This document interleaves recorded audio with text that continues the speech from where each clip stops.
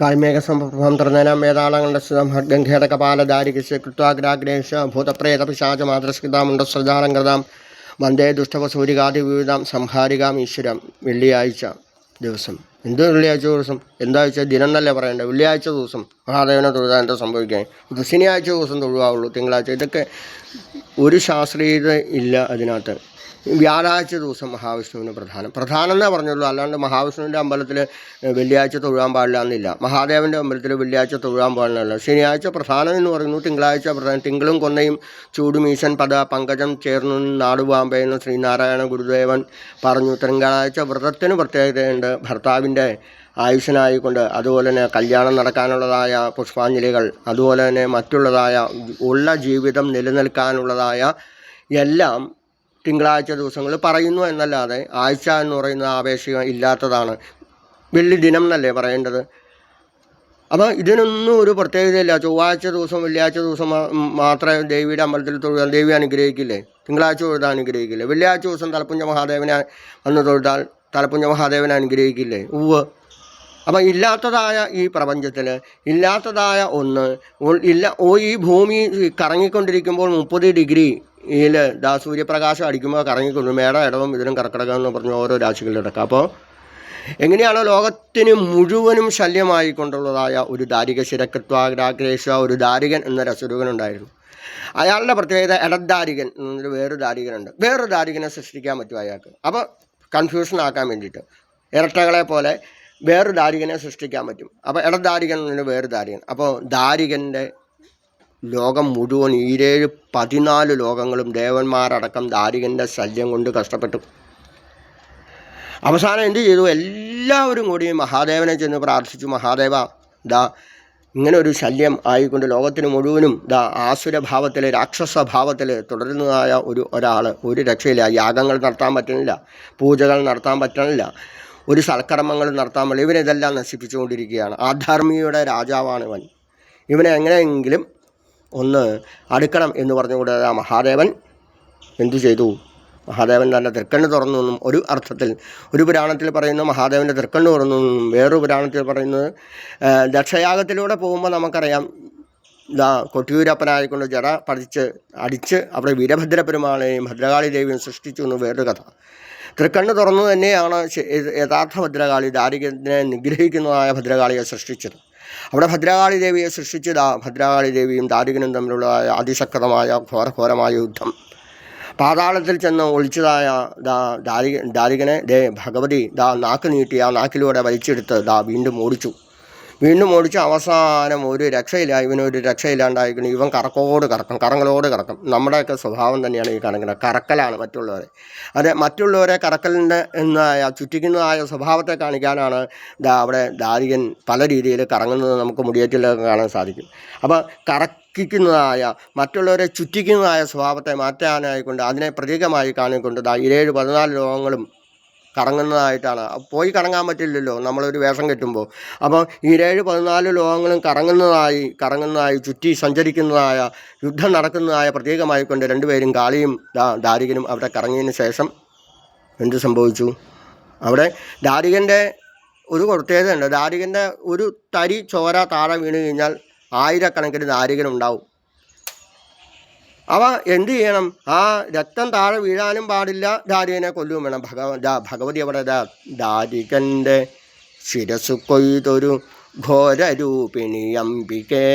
ദാരികൻ്റെ ശിരസ് കൊയ്തുകൊണ്ട് താഴെ അവിടെ പാത്രം പിടിച്ചുകൊണ്ട് ഇന്നും ഭദ്രകാളി ദേവി, ആ വൈക്കര കാവിലമ്മ, കൂനേത്ത് കാവിലമ്മ, അതുപോലെ ഏനാനല്ലൂർ നമുക്ക് തന്ത്രമുള്ളതായ ഏനാനല്ലൂർ ഭഗവതി കാവിലമ്മ എല്ലാം എന്തു ചെയ്യുന്നു? അവിടെ പാത്രത്തിൽ സ്വീകരിക്കുന്നു. അപ്പോൾ ആസുര വിത്തുകൾ താഴെ വീണ് കഴിഞ്ഞാൽ എന്ത് സംഭവിക്കുന്നു? അത് വീണ്ടും ഉണ്ടാവുന്നു. അവിടെ ഭഗവാൻ അവിടെ വിഷം പാനം ചെയ്തപ്പോൾ ഒരു തുള്ളി താഴെ വീണു. അതാണ് ബാക്കി എല്ലാത്തടത്തും സാത്വികമായിരുന്ന സർപ്പങ്ങളടക്കം ചെടികളിലടക്കം അത് ചെന്ന് ചേർന്നു. ആ ഒരു അംശം അതിൻ്റെ ആണ് ചെടികൾക്ക് മുള്ളുണ്ടായത്, റോസയ്ക്ക് മുള്ളുണ്ടായത്, അങ്ങനെയുള്ളതായ മുൾച്ചെടികളുണ്ടായത്, അതുപോലെ അരമുള്ളതായ എല്ലാം ഉണ്ടായത് എന്നർത്ഥം. അപ്പോൾ ആ ഒരു തുള്ളിയിൽ നിന്നും ഇത്രയും ആസുരഭാവങ്ങൾ വിഷത്തിൽ നിന്നുണ്ടാവുമെങ്കിൽ നമുക്കറിയാം, സൂക്ഷിക്കുക. നമ്മളാണെങ്കിലും ഒരു തുള്ളി പോലും ഒരു സാധനവും താഴെ വീഴാൻ, ഒരു തുള്ളി പോലും വെറുതെ കളയരുത്, അതിൻ്റെതായ സ്ഥാനങ്ങളിൽ തന്നെ വെച്ച് കാണിക്കണം എന്നുള്ളതായ പ്രതീകത്തോടു കൂടി ദാരികൻ്റെ ശിരസ് കൊയ്തതിന് ശേഷം ഭഗവതി 14 ലോകങ്ങളും തൻ്റെ തൃക്കണ്ണും കൊണ്ട് അഗ്നി കൊണ്ട് ജ്വലിപ്പിച്ച് കളയുമെന്ന് ഉറപ്പായപ്പോൾ എന്ത് ചെയ്തു? അവിടെ എല്ലാവരും ഓരോരുത്തരെ ചെന്ന് പറ മഹാദേവനെ ചെന്ന് പറഞ്ഞു, എനിക്ക് ഒരു രക്ഷ, ഞാൻ സൃഷ്ടിച്ചാണ് എൻ്റെ മോളെ എനിക്ക് ഒന്നും ചെയ്യാൻ പറ്റില്ല എന്ന് പറഞ്ഞു. എന്നിട്ട് അവിടെ ദേവന്മാരും എല്ലാവരും കൂടി ഭഗവതി പോകുന്ന 14 ലോകത്തിലും ഭഗവതിയുടെ ചിത്രം വരച്ചു.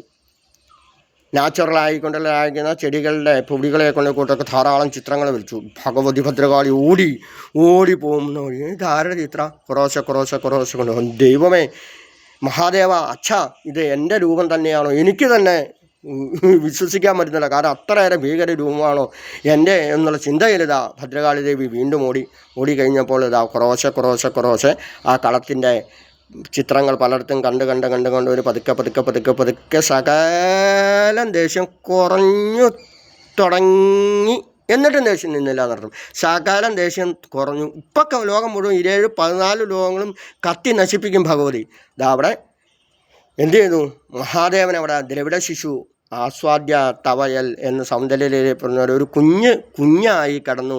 അവിടെ സ്തന്യപാനം ചെയ്തു പതുക്കെ മഹാദേവൻ തന്നെ പുത്രനായി ജനിച്ച് പതുക്കെ ദേഷ്യത്തെ വലിച്ചടിച്ചതിന് ശേഷവും ദേഷ്യം ഒരു രക്ഷയില്ല. പിന്നെയും ഒരു കുറേ ശതമാനം ദേഷ്യം അവശേഷിക്കാൻ ആ കുഞ്ഞിനെ അവിടെ താഴെ കടത്തിക്കിട്ട് ഭഗവതി വീണ്ടും ഓടിക്കഴിഞ്ഞപ്പോൾ മഹാദേവൻ അവിടെ കടന്ന വഴി ഭദ്രകാളി ദേവി ചവിട്ടാൻ തുടങ്ങിയപ്പോൾ മാറി. എന്ത് സംഭവിച്ചു?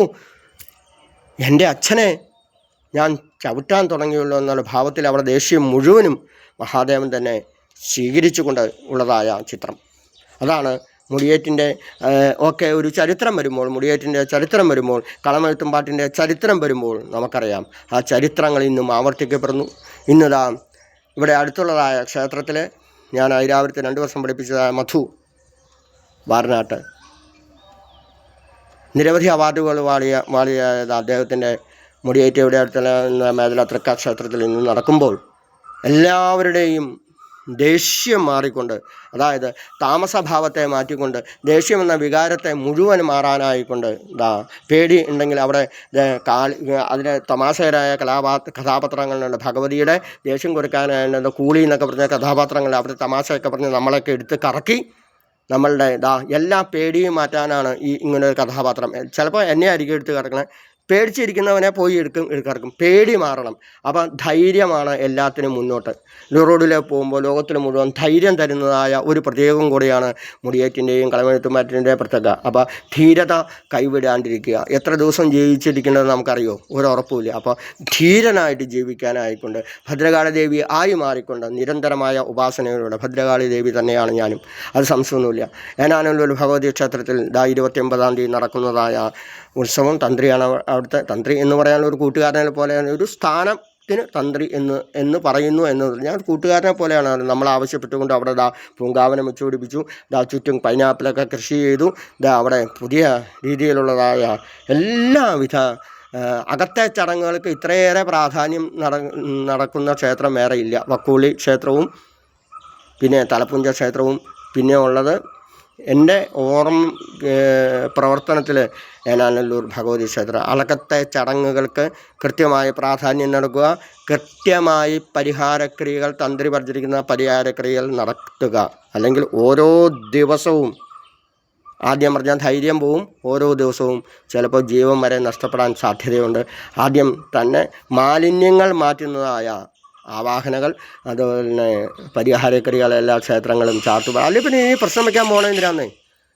രാശി വയ്ക്കാൻ പോയി കഴിഞ്ഞാൽ അത് എത്രയും പെട്ടെന്ന് നടത്തുക എന്ന് തന്നെ രാശി കാണുന്നത്. അല്ലാത്തടത്ത് പോകണ്ട, രാശി വയ്ക്കാൻ പോകണ്ട. ഇങ്ങനെ ഓരോരുത്തർ രാശി വയ്ക്കുന്നു, അഷ്ടമല പ്രശ്നം വയ്ക്കുന്നു. എന്നിട്ടോ ഇതിനു മുമ്പുള്ള ചാർത്തുകൾ 10-20 ഇരിക്കുകയും ചെയ്യാം. അതിനെ മറികടന്ന് ചെയ്തിട്ട് ഒരു കാര്യമില്ല. അപ്പോൾ ചെയ്യേണ്ടത് ഇത് തന്നെയാണ്. ആദ്യം മാലിന്യങ്ങൾ മാറ്റി ശുദ്ധമാക്കാനുള്ളതായ ചൈതന്യവർദ്ധകമായ പരിഹാരക്രിയകൾ എല്ലാ ക്ഷേത്രങ്ങളിലും നടക്കട്ടെ എന്ന് പ്രാർത്ഥിക്കുന്നു. ഒരറിവുമില്ലാത്തതാണ് ഞാൻ. അറിവിൻ്റെ ഭണ്ഡാകാരമായ എന്നെ കാണുന്നതായ എന്നെ ശ്രവിക്കുന്നതായ എല്ലാവർക്കും ഉള്ള അറിവുകൾ എന്നിലേക്കും കൂടെ പങ്കുവയ്ക്കാൻ സാധിക്കട്ടെ എന്ന് പ്രാർത്ഥിച്ചുകൊണ്ട് തൃക്കണ്ണ് മഹാദേവൻ്റെയും തുറക്കാൻ അനുവദിക്കാതിരിക്കുക, ഭദ്രകാളി ദേവിയുടെയും അനുഗ്രഹം. രണ്ടും ചന്ദ്രാർക്കാഗ്നി വിലോചനം. ഒന്നുതാ പകല ആകുന്നതായ സൂര്യകണ്ണും മറ്റേത് രാത്രിയാവുന്ന ചന്ദ്രകണ്ണും. പകലും രാത്രിയും സൃഷ്ടിക്കുന്ന, ഒന്ന് തണുപ്പും ഒന്ന് ചൂടും സൃഷ്ടിക്കുന്നതായ രണ്ടിൻ്റെ മുകളിലാണിത്. അപ്പോൾ ഇത് രണ്ടും മാത്രം തുറപ്പിക്കാൻ തൃക്കണ്ണ്, മൂന്നാം തൃക്കണ്ണ് അടച്ച് എല്ലാവരെയും അനുഗ്രഹിക്കാനുള്ള ഒരു പ്രാർത്ഥന ഉണ്ടാക്കുക.